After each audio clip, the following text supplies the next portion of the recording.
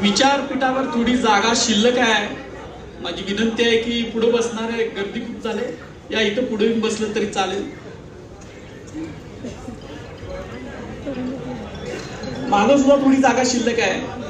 स्टेजच्या त्या बाजूला उभारलेल्यानी इकडे येऊन पाठीमागे बसलं तर चालेल.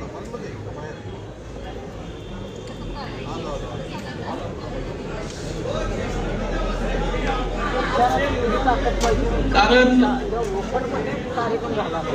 कुणाचं राहिलं ओंकार, आमच्या ओंकारचा सत्कार राहिला मी करतो.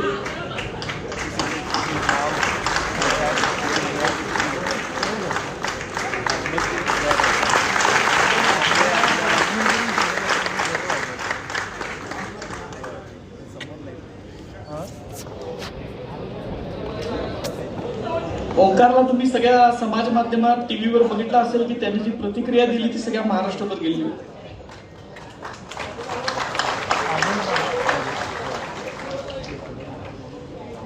शककर्ते युगपुरुष छत्रपती शिवाजी महाराज, राजमाता जिजाऊ साहेब,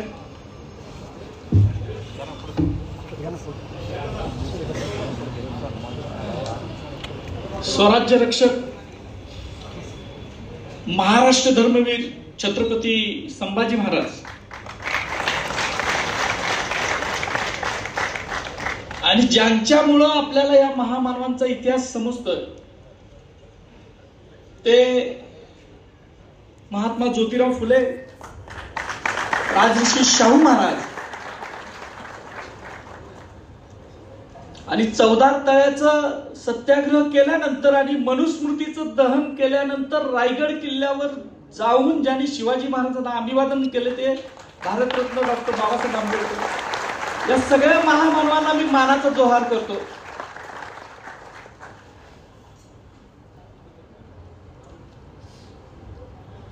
राहत इंदुरींची एक कविता म्हणा, शायरी म्हणा, ती वारंवार मला आठवत असते.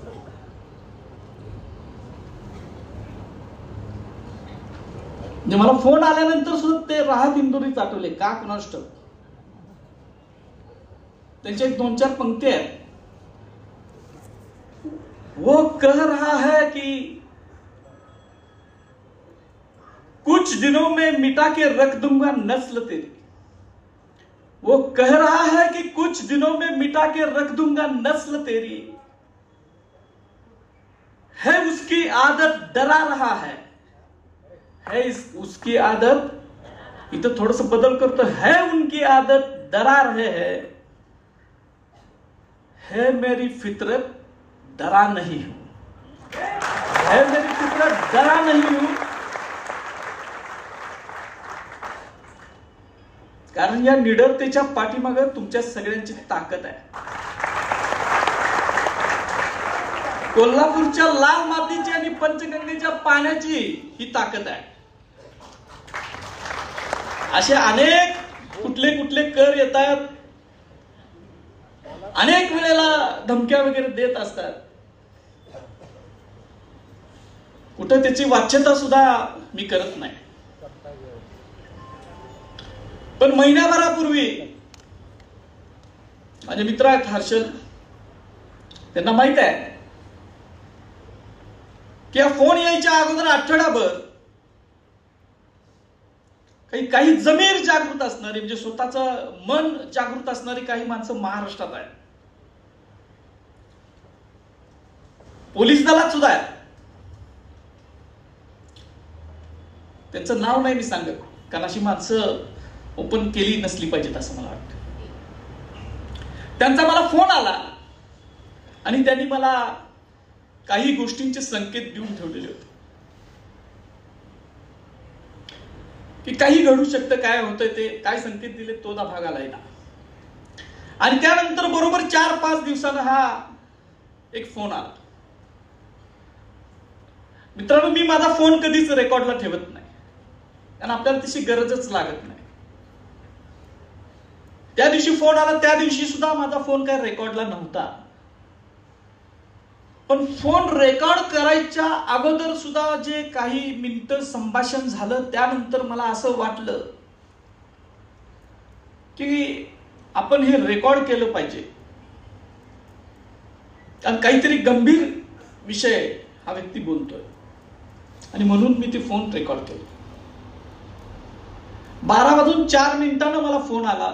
त्याच्या अगोदर 2 फोन येऊन गेले. मी पहिला व्हॉट्सअप कॉल कट केला, त्याच्यानंतर एक फोन घेतला, त्यानंतर कट केला, त्याच्यानंतरचा फोन मात्र मी रेकॉर्ड केला. आणि फोन झाल्यानंतर 6 मिनिटं 28 सेकंद आणि त्याच्या अगोदरचं जरासं पुढचं मागचं काहीतरी असेल कम्युनिकेशन, 7-8 मिनिटाचं असेल साधारण. मला असं वाटलं की या शिवरायांच्या महाराष्ट्रात शिवाजी महाराजांच्या बद्दल एवढ्या खालच्या पातळीला जाऊन कोण विचारच करत कसा असेल याची मला अस्वस्थता निर्माण झाली. आणि त्यानंतर मग मी निर्णय घेतला. माझ्या कुणालाही विचारलं नाही, माझ्या सत्सग विवेक बुद्धीला जे पटेल तो निर्णय होता आणि मी तो व्हायरल केला. मला खरं तर व्हायरल सुद्धा करता येत नव्हतं. मी माझ्या एका मित्राला पाठवलं, त्याला रात्री उठवलं, त्याला सांगितलं की बाबा हे जोडून दे, मला येत नाही हे करायला. त्यानं दिला आणि मग मी तो पहाटे व्हायरल केला फोन. माझी अपेक्षा नव्हती की महाराष्ट्र, त्यात मी एक वाक्य मुद्दाम म्हणून लिहिलेलं होतं माझ्या त्या पोस्टमध्ये, की हे ऐकल्यानंतर तरी झोपलेला मराठा बहुजन समाज जागा होतोय का हे मला पाहायचं होतं. आणि खरोखर शिवरायांचं रक्त महाराष्ट्रामध्ये अजून जिवंत आहे याची प्रचिती मला आली. कारण या गेल्या 10 वर्षामध्ये व्यक्त होणं, बोलणं, तुम्ही बघा महाराष्ट्राचं समाज जीवन काढा, किती लोक धाडसानं बोलतात बघा. आमच्या इथं आहेत, किरणराव आहेत, विजयराव माने सर, मोरे चोरमारे सर आहेत. अशी हाताच्या बोटावर 10 जी बोट आहेत ना, तेवढी सुद्धा लोक तुम्हाला सापडणार नाहीत की जी धाडसानं बोला लागलेत. सत्य मांडायची हिंमतच ठेवायची नाही, अशा पद्धतीने एक रचना करून सगळ्या भारतभर काम चालू आहे. आणि त्याच्यातूनच आपल्याला माहित आहे की पानसरे अण्णांच्या ज्या पद्धतीनं त्यांनी खून केला, मारेकरीच सापडत नाही. दाभोळकर सरांचा केला, कलबुर्गी आहे, गौरी लंकेश आहेत, अनेक आहेत. आपण महाराष्ट्रात राहतो, आपल्याशी संबंध महाराष्ट्र कर्नाटकाचे म्हणून समजतंय. भारतभरामध्ये काय काय झालं याचा जरासा आपण आढावा घेतला तर अत्यंत भयान परिस्थिती यांनी करून ठेवलेली होती. आणि दहशत, भीती घालणं, डर पैदा करणं ही त्यांची जी काय सनातनी चाल आहे. त्या भीती हे सगळ्यात मोठं भांडवल एका विशिष्ट प्रवृत्तीचं आहे. ती आत्ताची नाही आहे, ती प्राचीन काळापासून टप्प्याटप्प्यानं चालत आलेली आहे. खर तर यांना भ्यायची काहीच गरज नाही, कारण ज्या वेळेला आपण ठामपणे शड्डू ठोकून यांच्यासमोर मैदानात उभं राहतो त्यावेळेला कसा कोरटकर पळत होता तेलंगणापासून मद्रास पर्यंत शेपूट लावून पळून जाणारी अवलाद आहे. त्यामुळं यांना घाबरायची गरज नाही.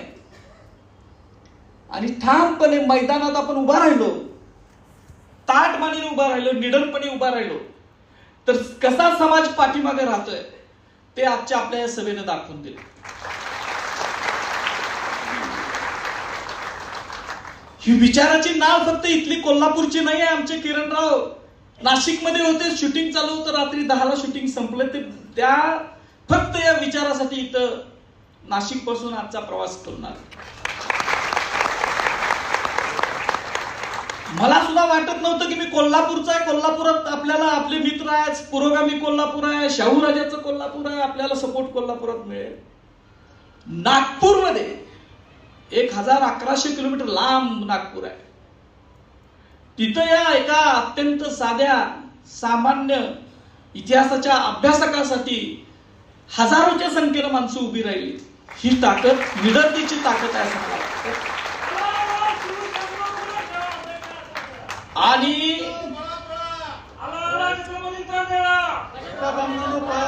हे शाहू महाराजांच्या काळात हे छत्रपतींचे मेळे व्हायचे. आता जे काय घोषणा द्यायला लागली आणि अशी अवस्था आपण काहीच भोगत नाही मित्रांनो. किरणराव, मी इतिहासाचा अभ्यासक आहे. ज्यांनी तलवारीच्या जोरावर अफजल खानासारखे महाशत्रू मारून फाडून काढले, त्या शिवरायांची अवस्था सुद्धा धर्ममार्तंडांनी काय केली होती हे राज्याभिषेकाचा इतिहास वाचतोय त्यावेळेला आपल्याला समजून येते.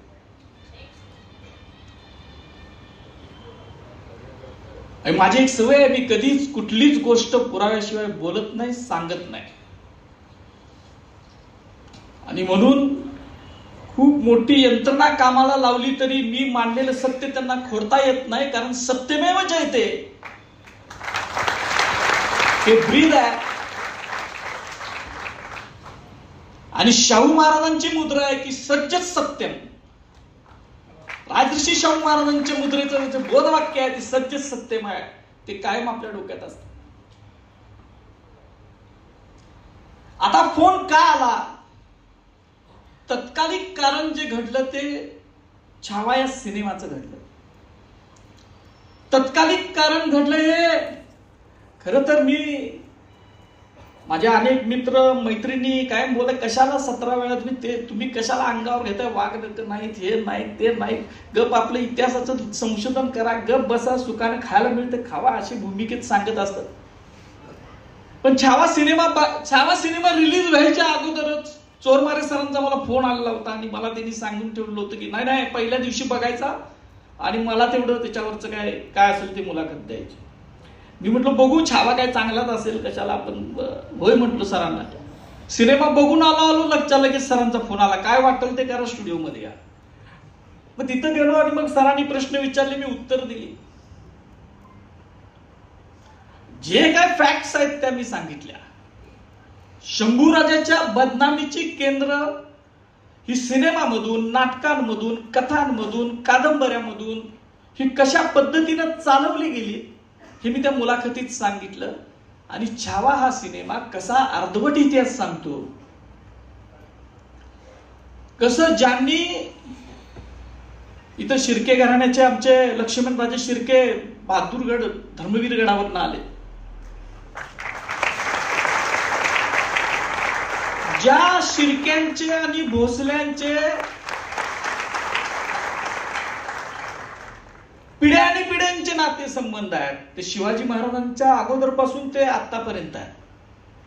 अशा शिर्क्यांना खलनायक दाखवण्याचं काम हा सिनेमा करतो, हे आम्ही त्यातनं सांगितलं. जर शिर्के खलनायक खरंच असते तर छातीठोकपणे मी सांगितलं असतं की नाही, संदर्भ असे सांगतात की शिर्क्यांनी गद्दारी केला, पण संदर्भ सांगत होते वेगळेच.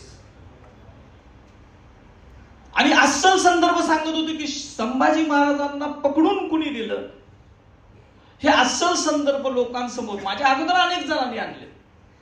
फक्त आता सोशल मीडियाचं जग असल्यामुळं सामान्य लोकांपर्यंत ते मी सांगितलेलं जास्त पोहोचलं. आणि त्यामुळं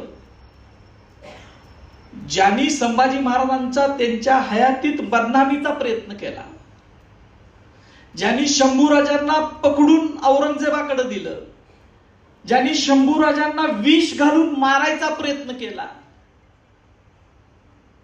आणि शंभूराजे गेल्यानंतर सुद्धा नाटकातून, सिनेमातून, कथा कादंबऱ्यातून या अत्यंत पराक्रमी, अत्यंत विद्वान आणि अत्यंत समतावादी असणाऱ्या, मी हा शब्द मुद्दाम वापरतोय कारण शंभूराजे समतावादी का होते याचा इतिहास दाखला देत. संभाजी महाराजांनी शिवाजी महाराजांच्या राज्याभिषेकाच्या वेळेला ज्या धार्मिक अडचणी होत्या त्यातून मार्ग काढला. गागा भटांच्या बरोबर बसून ते राजाभिषेक पोथी जी निर्माण झाली आणि त्यानंतर गागा भट यासारखा विद्वान जो काशीचा महापंडित ज्याला म्हटलं जातं, त्यानंतर त्या गागा भटानंच संभाजी महाराजांना एक ग्रंथ अर्पण केलाय. त्याचं नाव आहे समनयन. आणि संभाजी महाराजांची बदनामी का, हे ते समनयन मधलं शेवटचे जे काही 2-4 श्लोक आहेत ते वाचल्यानंतर समजतंय की त्यावेळेला शंभूराजांनी वेदमंत्राचा अधिकार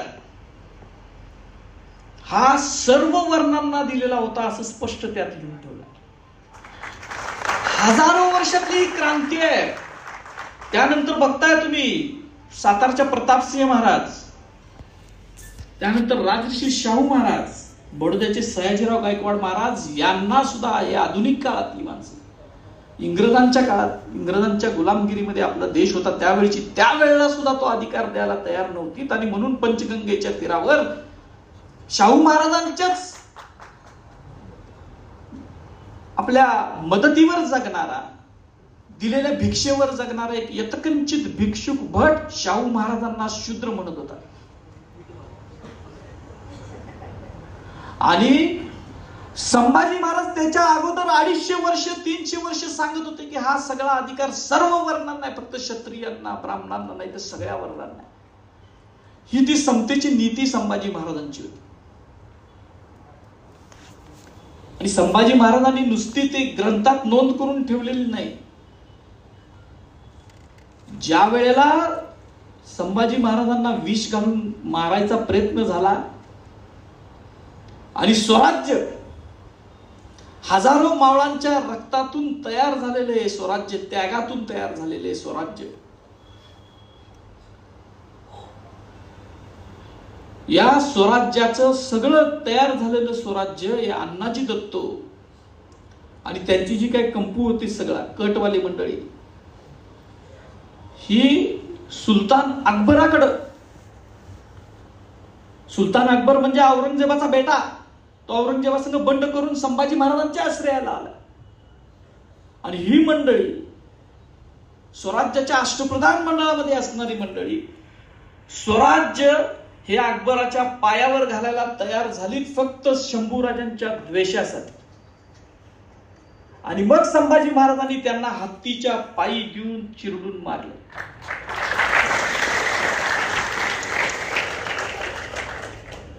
भारताच्या हजारो वर्षाच्या इतिहासात तुम्ही अनेक अभ्यासक आहेत, तुम्ही काढा, कुठल्या ब्राह्मणाला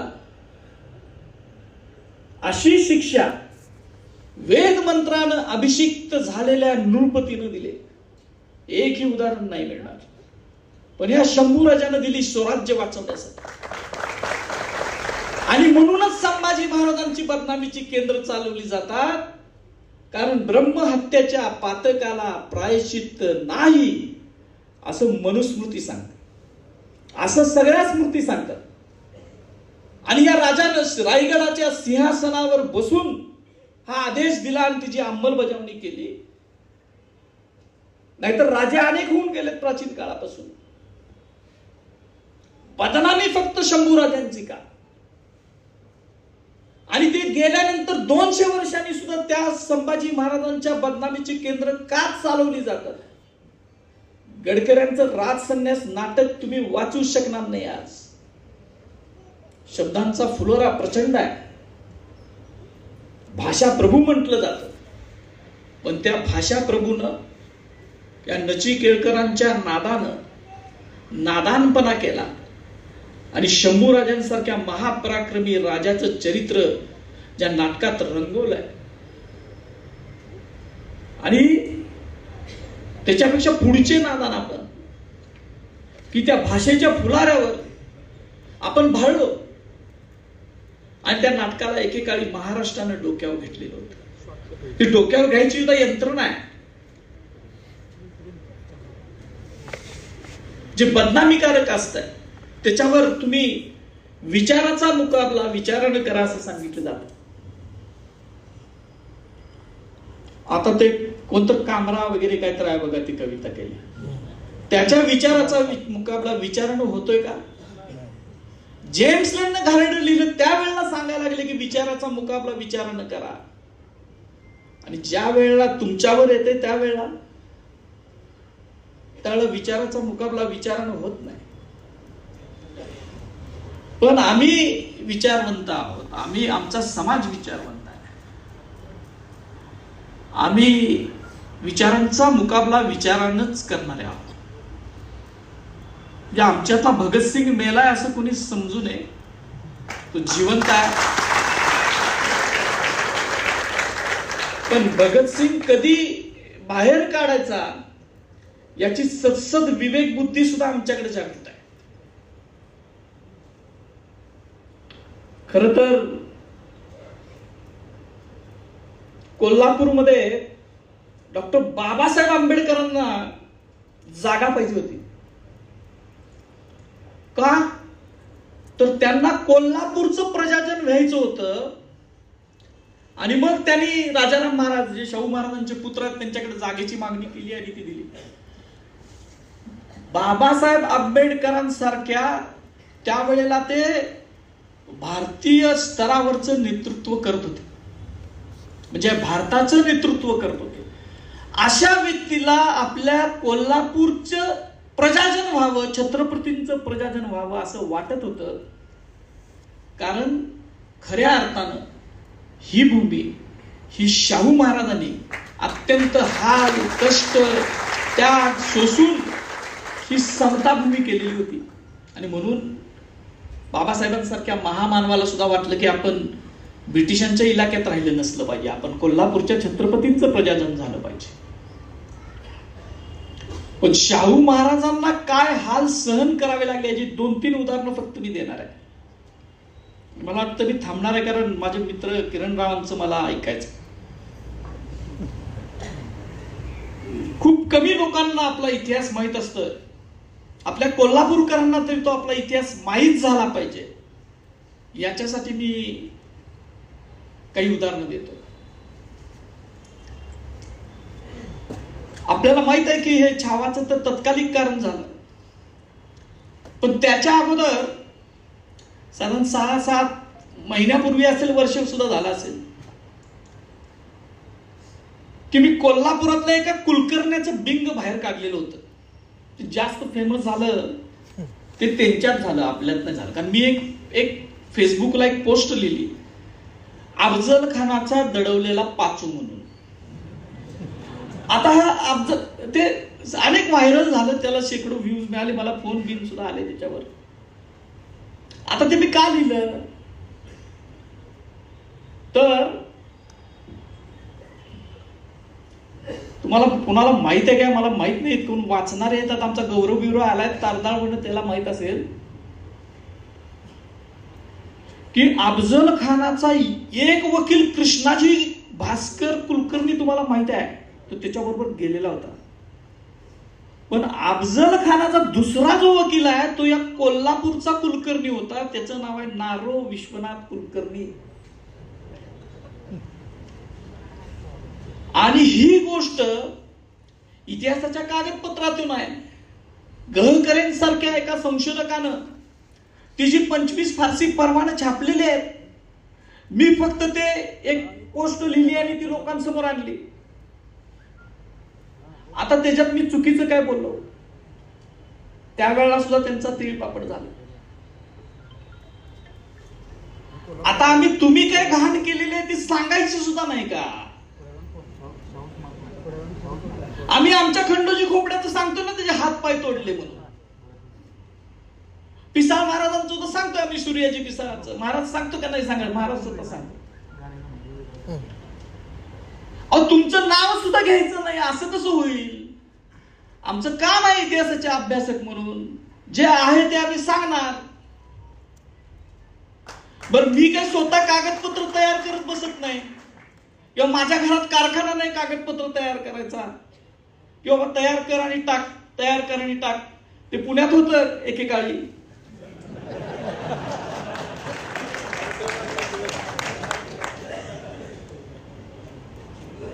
आता हे मी काही कागद आणले. या पुस्तकाचं नाव आहे 20व्या शतकातील महाराष्ट्र खंड 1. हे खंड आहे खूप. त्याच्यातला हा पहिला भाग आहे. हे खंड लिहिलेत यदी फडके नावाच्या संशोधकांनी. आता मिळत नाहीत बाजारात, कारण चांगलं लिहिलेलं, सत्य लिहिलेलं बाजारात काढून टाकायचे काही लोकांची खूप प्रवृत्ती आहे. त्याच्यामधलं हे एक आहे. हा ज्यावेळेला मी वाचलं, आता शाहू महाराजांच्या इतिहासाचा तर आम्ही अभ्यास करतोच, चरित्र वाचतो, संदर्भ ग्रंथ वाचतो, संदर्भ साधनं वाचतो, पण हे ज्या वेळेला वाचलं त्यावेळेला असं लक्षात आलं की भारतातल्या दहशतवादाची, बॉम्बस्फोट करणाऱ्यांची जननी आपलं कोल्हापूर असू शकतं.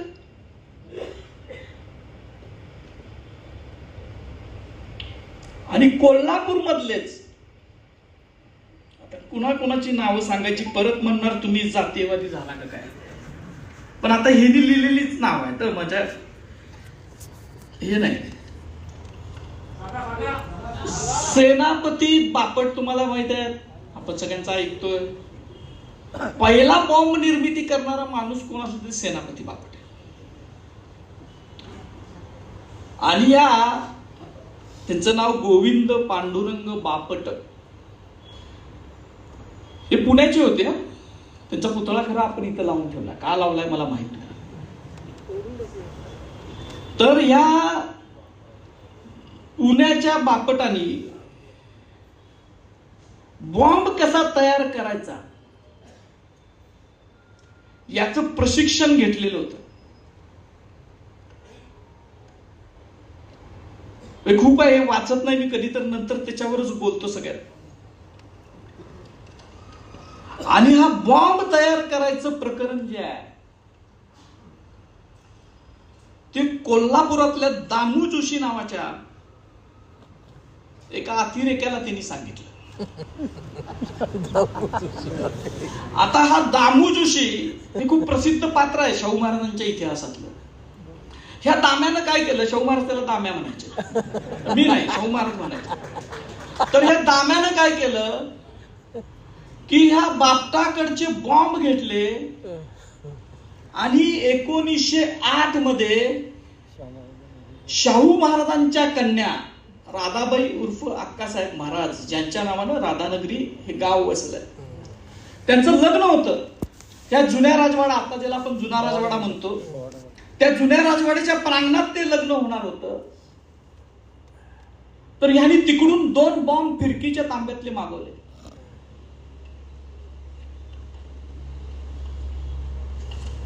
पण ते बॉम्ब, आता त्याचं वाचन दाखवतो, म्हणजे मी काय म्हणतोय, परत परत गोंधळ नको उडायला. फडकेंनी लिहिलेल्या संदर्भासह गोविंदराव, आता नाव घेतो, ऑक्टोबर 1907 मध्ये तुरुंगातून सुटल्यानंतर दामू जोशी 1908च्या प्रारंभी मुंबईला हनुमंतराव कुलकर्णी मुरकी भावीकरांना भेटले आणि नंतर बाबाराव सावरकरांना भेटण्यासाठी नाशिकला गेले. पण बाबाराव बाहेरगावी गेलेले असल्याने त्यांची भेट होऊ शकली नाही. तेथून ते बेलापूरला स्वामी विद्यानंद सरस्वतींच्या मठात गेले आणि मग पुण्याला श्रीपाद दत्तात्रय नागपूरकर, आता इथोदा नागपूरकर आहे, रामचंद्र बाळकृष्ण गद्रे वगैरे मित्रांना भेटण्यासाठी गेले. पुण्यात गोविंदराव बापटांच्या बरोबर, म्हणजे सेनापती बापटांच्या बरोबर बॉम्ब निर्मितीच्या उलाढालीत गुंतलेले नागपूरकर, गद्रे, गंगाधर विश्वनाथ उर्फ नानासाहेब गोखले, विष्णू रामचंद्र काटदरे हे सारे मूळचे कोल्हापूरचे होते आणि पुण्यात शिकण्याच्या किंवा नोकरीच्या निमित्ताने राहत होते. बापटांनी बनवलेल्या बॉम्बचे विध्वंसक सामर्थ्य चाचणीत पाहिल्यानंतर, म्हणजे त्याचं सामर्थ्य विध्वंसक होतं,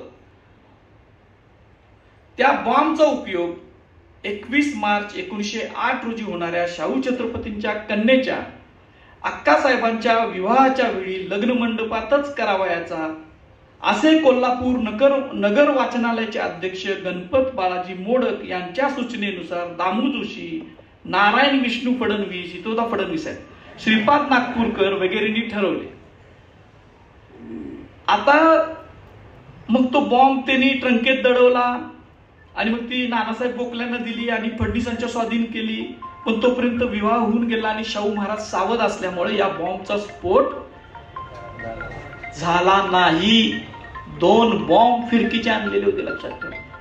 कोण आहेत दहशतवादी? हर अतिरेकी इस धर्म का होता है म्हणणारे हे वाचणार आणि सांगणार आहेत का नाही? दुसरी एक गोष्ट आहे, तो बॉम्ब फुटला नाही, दाम्याला अटक केली शाहू महाराजांनी. पण परत लक्षात ठेवा, शाहू महाराजांनाच बॉम्बनं उडवून द्यायचा प्रयत्न केला. आता एवढंच वाचतो, 25 जून 1908 रोजी बॉम्ब कसा तयार करावा हे समजावून सांगणारी पत्रके कोल्हापुरात लावण्यात आली. कोल्हापूरच्या रेल्वे स्टेशनवरून शहराकडे जाणाऱ्या रस्त्यावर 27 जून 1908 रोजी बॉम्बचा स्फोट झाला. तेव्हा रस्त्यावरून चाललेल्या एका टांग्याचे नुकसान झाले. शाहू छत्रपती त्या दिवशी सकाळी पुण्याहून आगगाडीने येणार होते, म्हणून त्यांच्या राजवाड्याकडे जाणाऱ्या वाटेवर बॉम्ब ठेवण्यात आला होता. पण छत्रपती नंतरच्या गाडीने आल्यामुळे त्यांच्या विरोधकांची योजना अयशस्वी झाली. 25 जुलै 1908 रोजी पुन्हा बॉम्ब बद्दलची पत्रके लावण्यात आली. दामू जोशी आणि त्यांचे सहकारी यांनी हे उद्योग चालवण्याचे पुढे उघडीस आले.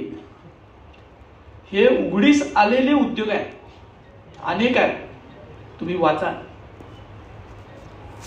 आणि हे आपल्या कोल्हापुरात होत आहे. पण हे शाहू महाराजांनी सगळं मोडीत काढलं.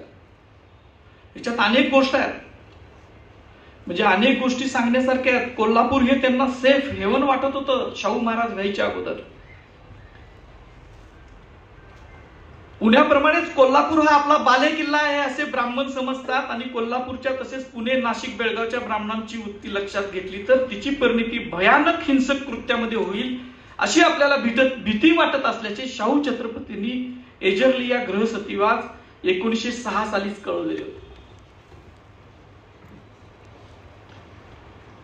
शाहू महाराजांच्या काळातली परिस्थिती, शाहू महाराजांनी, भास्करराव जाधवांनी, दाजी विचारांनी, डोंगऱ्यांनी, त्यावेळच्या सगळ्या सत्यशोधकांनी त्याच वेळेला पलटून टाकलेली होती. म्हणजे या दहशतवाद्यांची दहशत सहन करून त्यांनी लोकांच्यात प्रबोधन केलं आणि यांची ही विध्वंस कृतीला आळा घातलेला होता. आज कोल्हापुरात काय परिस्थिती आहे? आज सुद्धा दाम्या जोशीचे वारस, या नागपूरकरचे वारस, कोल्हापूरकरचे वारस कोल्हापुरात पुन्हा सक्रिय झाले. आपण म्हणतोय कोल्हापूर ही पुरोगामी नगरी आहे, शाहू नगरी आहे, आणि आहे कारण शाहू महाराजांचा विचार हा फक्त महाराष्ट्राला नाही तर देशाला दिशा देणार आहे, याच्याबद्दल काही दुमतच नाही. आणि म्हणूनच पुन्हा एकदा आपलं कोल्हापूर हे या करांच्याकडून टार्गेट केलं जातं आणि ते पुन्हा एकदा प्रतिगामी कसं होईल याचे प्रयत्न चालले. त्याच्यातूनच मग शिवाजी महाराजांच्या विद्यापीठाचं नाव देणाऱ्या म्हणजे नाव बदला का? ज्या वेळेला शिवाजी महाराजांच्या नावानं विद्यापीठ काढायची कल्पना सुचलीच त्यांना आपण सॅल्यूट केला पाहिजे, लक्षात ठेवा.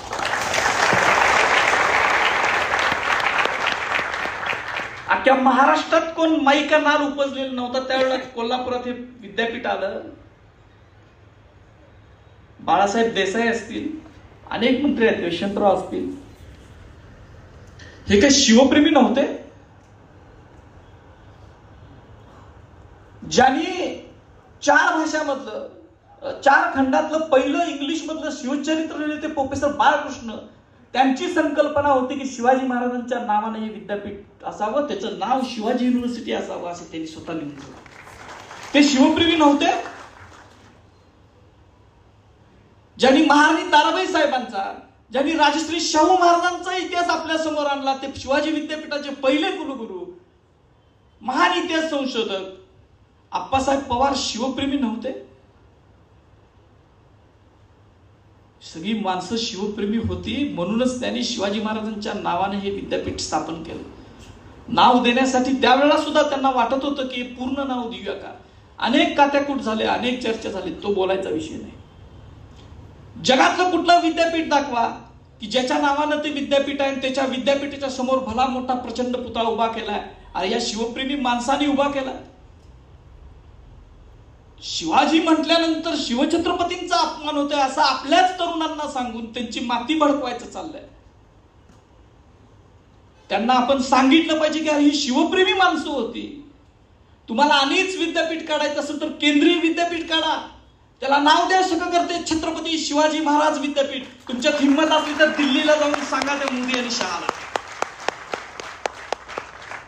आमच्या पूर्वजांनी काढलेल्या अत्यंत शिवप्रेमी असणाऱ्या या माणसांचा अपमान करण्याचं काम सुद्धा ही मंडळी वारंवार करत असतात. बोलण्यासारखं खूप आहे, मला वाटतं जरा वेळेपेक्षा जास्तच बोललो. मला आता आपल्या सगळ्यांना फक्त एकच विनंती करायची आहे. आपल्या इथं पत्रकार आहेत, शासकीय अधिकारी आहेत, पोलीस दलामधले अधिकारी आहेत, आपण सामान्य माणसं आहोत, विद्यार्थी आहेत, महिला आहेत. आपण खूप काय मोठी क्रांती करायची गरज नाही. आपण फक्त, मला एवढंच वाटतं की आपण व्यक्त झालं पाहिजे आणि त्याचा आदर्श आम्ही आमच्या किरणदादाकडनं घेतला पाहिजे. किरणदादांनी आपलं सगळं करिअर पणाला लावलं आणि ते व्यक्त व्हायला लागले. आणि त्यानंतर काय झालं हे आता स्वतःच ते सांगतील, ते जास्त बोलणार नाही. परत पुन्हा एकदा आपण मला एवढं प्रेम दिलं, भला मोठा पेन दिलाय, मला वाटलं तलवार वगैरे काय तर देतील.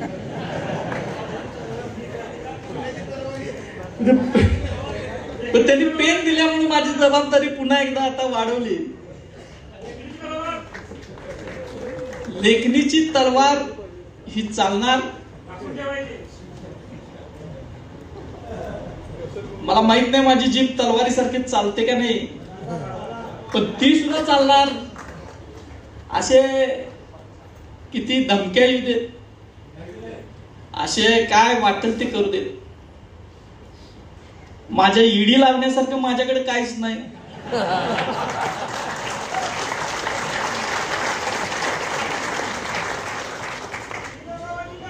सुदैवानं आमच्या पिताश्रींच्या मुळे, माझ्या आईमुळं खाय प्यायची मला काही तदाद नाही.